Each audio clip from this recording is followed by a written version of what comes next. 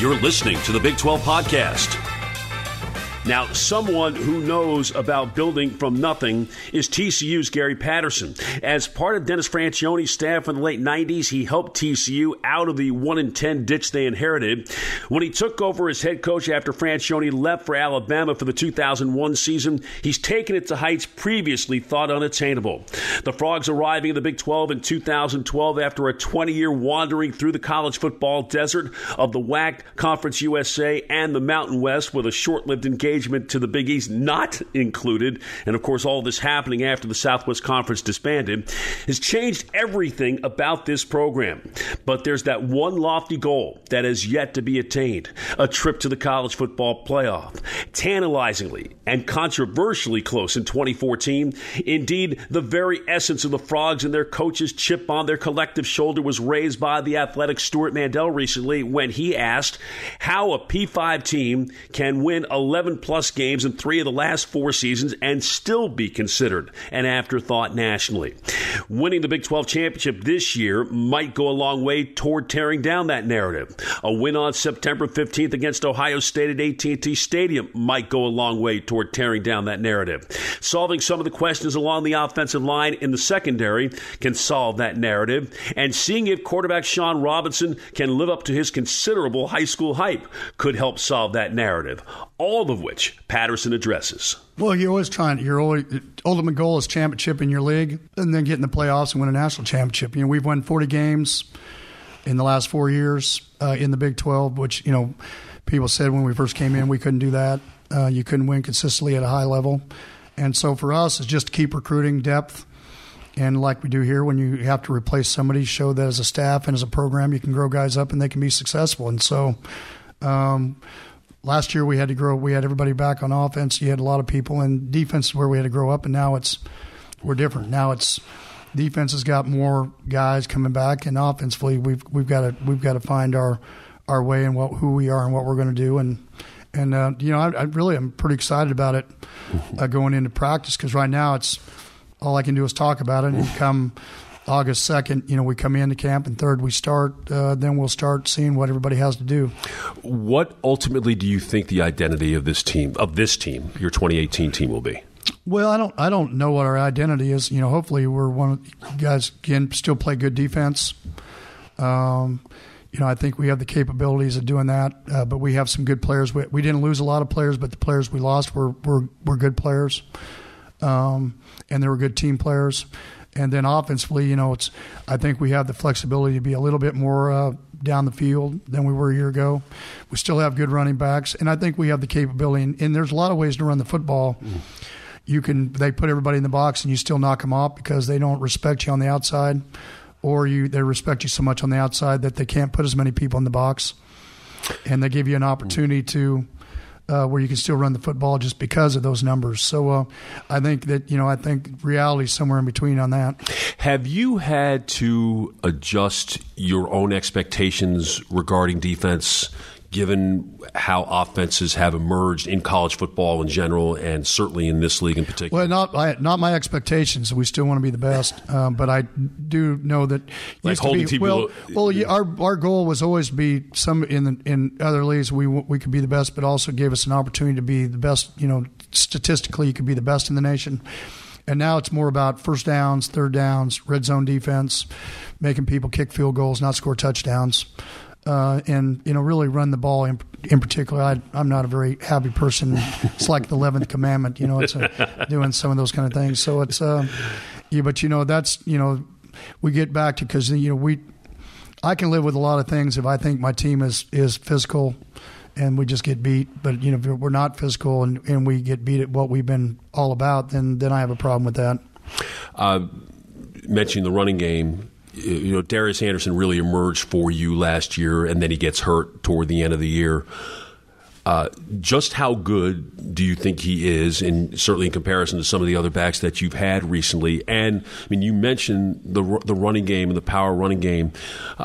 This league is known for pitching it all over the place, and yet I would think just as an alternative for the teams that really can run between the tackles, that you present something different that is more difficult for others to defend, because not a lot of people do it.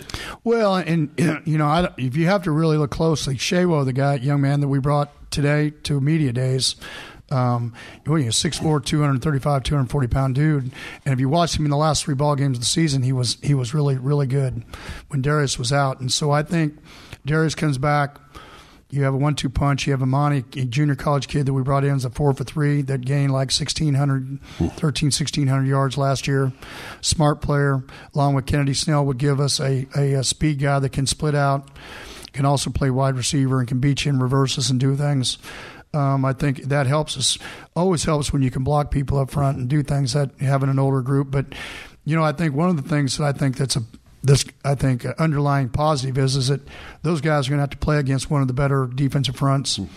I'm not saying that we're the best front, but one of the better fronts in the league. And so when you're working against good people every day, you're going to get better. And so when they step on the field, they're not going to play much better than what they did in practice.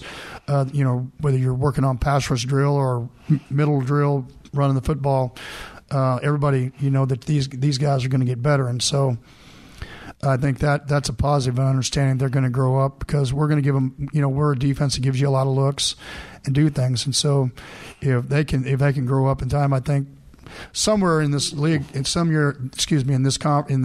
this schedule, I think we got a chance if we stay healthy to become a really, really good football team. Hopefully, we hope it's sooner than later. But I'm excited about them. It's a good group of guys. They've worked hard this summer. We need more leadership, like any does when you lose a lot of good players that were leaders. But I think there's the guys that are capable of being able to do that. Generally speaking, when you have to replace as much as you replace on the offensive line, and 2 of them obviously are NFL draft choices, I mean, in your history, what has been sort of the growth curve for them to where they sort of get it? Well, I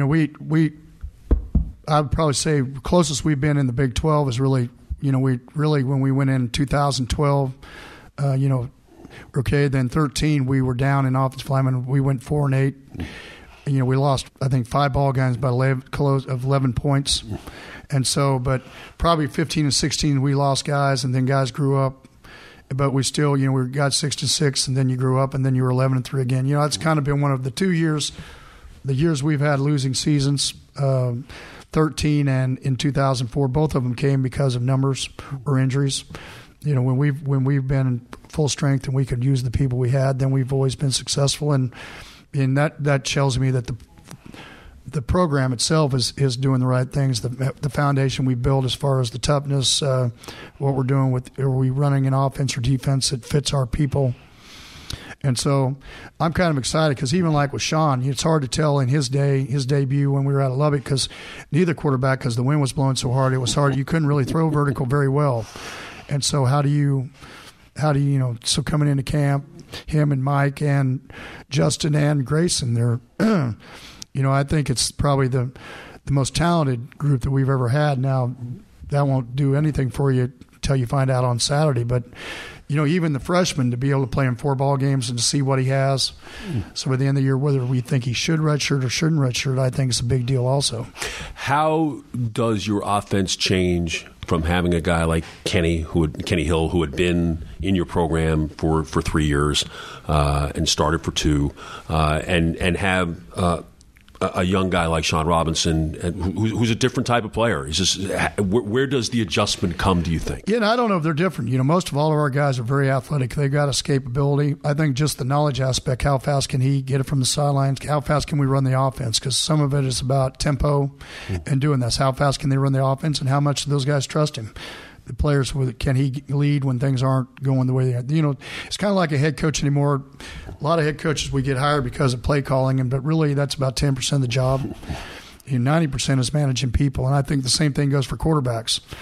You got to judge them on Saturday, not during the week, and they've got to be able to manage situations and people. How do you lead guys? How do they play? It's like NFL quarterbacks. most all the great ones were the guys that could lead a comeback. The fourth quarter, could they lead the last drive? They always, you look down the year of all the guys that could do that. And I don't think it's any different from these guys. And so, when you have the competition that we're going to have here, I think that also lends itself to pushing to be better, because you got guys starting behind him, because you'd probably start out with Sean being the guy initially, but they'll all get reps. And how do you go about it so they can all be successful and push each other so we're all better? You've had any number of fantastic defensive players come through your program in 18 years. You've got a guy this year in Ben Benaga who's the Big 12 Defensive Player of the Year preseason-wise, and certainly showed a whole lot for you last year. Just how good do you think he can be? Well, number one, I don't think he reached his potential. He's had to sit out a year, so it took him about half the season before he got going. You have to learn. Now he knows the system, and he's also a senior, and seniors are a lot different. Seniors are a lot different than what juniors are in doing things. But I think, I always define a great player by everybody around you is better because of you. And, he's already been a lot better leader than he was a year ago. And so for us, we just need him to keep doing that, along with Ty Summers and all the rest of the group that we have there. Biggest question defensively in your secondary, and especially your safeties? I think corners. I think, we have depth. We just have to build depth, because you have Julius Lewis coming back from an injury, and you have Jeff Gladney. So we've got to find other guys. He was a 3-man rotation a year ago. Tony James, another guy that's in that system. He's a senior. And so safety-wise, you have to replace Nick Orr. So Markel Simmons is going to be a senior, so he's been there. He's played. He played games for Nick last year, and so in the Iowa State game, he played in Iowa State, and he also played in the championship game, and he played. So he's not going to be new to it. He just got to stay healthy. And we had three red shirts, and we have 4 freshmen, so we have 7 total safeties coming into the system. You should be able to find one. And so and they're longer. We're a longer group, except for a couple guys. We're more instead of a 5'10", more of a 6'1", 6'2", 6'3" guys. Trey Morig is a guy that I think has a chance, also highly intelligent, that came in. Tanza Vonger was a guy recruited, late Guy Holmes, and then Ardarius was a guy that LSU had offered a scholarship to, that ended up coming to TCU. So you have 4 there. You got a couple front. You got a couple corners that came in, and then you get some guys back. So for us, it's going to be, it was funny. The reason I'm kind of in the dark a little bit is because we had 35 total seniors, count walk-ons, leave, and then our spring game we had 27 guys out. Some guys didn't start the season, so that's 60 guys that played in the Stanford game. Right. That you don't have now. And so how do I know? I don't know. I see, because I've watched them all run, and I see what we look like as a football team, but it's different when the helmets and pads come on too. and learning and all the other things you got to be able to do within the process. And so I think that's going to be something that we got to find out. Gary, you've been pretty outspoken about the new transfer rules that have come into NCAA football and will start up this year. Just how concerned are you that we could be embarking on the Wild Wild West? Well, number one, they said I blasted. I was part of the AFCA committee that voted for it. Here's what my problem was. I thought when I went to the transfer committee we would have more parameters. What I'm worried about is that for example, that we would have said, well, if you want to transfer, surely you know this, that you could transfer within the recruiting season between the end of the season, December, and the beginning of February, so that if you are going to go, that your university and your program can actually replace you. Because everybody's sitting here talking about, well, they think it's only 1 or 2. What happens if it's 20, 25, 30? And you do it. You decide. Your team decides on April 15th that they didn't like the way spring ball went, and 20 guys wants to go. Well, you can't go replace them. So it's not. It wasn't really about. So just to make clear, this can happen at any time. They can decide at any time. They can decide any time, and so if it doesn't happen within a recruiting calendar. And we only get 25 scholarships, and so if you had 23 seniors and then you had 10 guys leave, well, I can't replace those guys, and especially if it's not within the recruiting cycle. And so for me, I do. I'm back. I'm into this. It's not what we want. It's what we need. when I go on those committees, I'm on those committees, and I take my hat off at TCU, and I try to wear my hat that represents college football. And it's hard because I sit in the meetings, and it's hard for coaches to do that. But I sit in meetings where you do it, and for me, if kids want to transfer, they don't want to be. I mean, they already do this already. But do you think, well, it's going to be just like the last rule where we could say, no, you can't go in the conference. But now, and the group that I feel the most concerned about is for the non-Power 5 schools and 1AA and Division II, and they all have a great player. And so now, instead on the recruiting boards, people only have their recruiting boards up for graduate transfers. Now they got the best player at every team, all grades, and they're finding ways to get to them. And then they want to transfer. And I'll give you a great example. At some schools, even in our state or neighboring state, they don't get cost of attendance, and what we get. And so kids looking at, okay, I'm losing money, and they didn't know out of high school. He develops, he becomes a guy, because we've gained from graduate transfers and transfers ourselves. But, the school only lost 1 or 2. Basketball has 13 scholarships, and last year I think the number I saw thrown out there was like 800 transfers. Right. Can you imagine with 85 scholarships on everybody's team and there's no parameters, what there's a chance of doing? And what I've told people is that, okay, it's not working for me, so basically what we're teaching kids to do is quit. Because, okay, it's not going for me, and I'm not getting the playing time, but I'm young. I haven't hardly had any freshman class that they didn't go through mine, and I was included when I was a freshman, that I didn't want to transfer because it's a lot tougher than it was in high school. You got to go to college classes, but it's not any better anywhere else, but you just think it's going to be better. And so for me, it's not about it, and I feel badly that it came across that way. My biggest thing is to do the right things, that if we're going to do it. Because here's the thing. People say, well, coaches can do whatever they want to. No, coaches can't.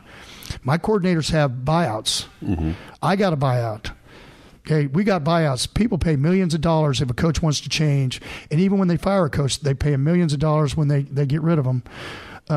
Coaches have guidelines of things that go on. All of my coaches, if they want them, they have buyouts, and so it can protect them and it protects them. Well, and so everybody says, well, it's just like the coaches. They can leave when no, it's not like the coaches. It costs somebody a lot of money. Well, it costs somebody, but ultimately you do get to go where you want to go. But just think about this. So a school, it's just like the death penalty. Let's just say 30 kids decide to leave. Right.